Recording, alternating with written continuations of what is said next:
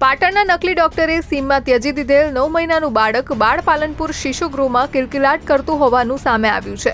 Doctor Suresh ઠાકોરે પાટણના નિસંતાન દંપતીને નવજાત બાળક ₹1,20,000માં વેચી માર્યું હતું। જો કે બીમાર રહેતા દંપતીએ તે બાળકને પાછું આપી દીધું હતું।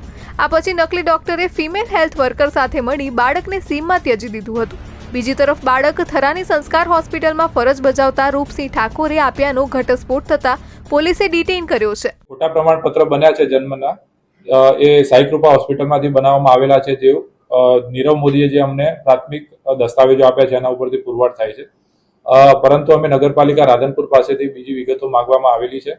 સર્ટિફાઈડ નકલો હજી આવો પર બાકી છે। એના પછી જ અમે એ માલુમ કરી શકશું કે કોણ કોણ આમાં સામેલ હતો, હોસ્પિટલમાં કયા કયા કર્મચારીઓ આમાં ઇન્વોલ્વ હતા, એ બાબતે પછી એમાં કાર્યવાહી કરવામાં આવશે। પાટણ અને બનાસકાંઠા એમ 2 જિલ્લામાં આ બાળ તસ્કરી રેકેટના તાર ખુલ્યા છે, ત્યારે હાલમાં પોલીસ દ્વારા કડક પૂછપરછ કરવામાં આવી રહી છે। આગામી સમયમાં આ અંગે વધુ ઘટસ્ફોટ થયા તો પણ નવાઈ નહીં। દિવ્ય ભાસ્કર માટે પાટણથી સુનિલ પટેલનો રિપોર્ટ। શેર એન્ડ ડાઉનલોડ કરો દિવ્ય ભાસ્કર એપ।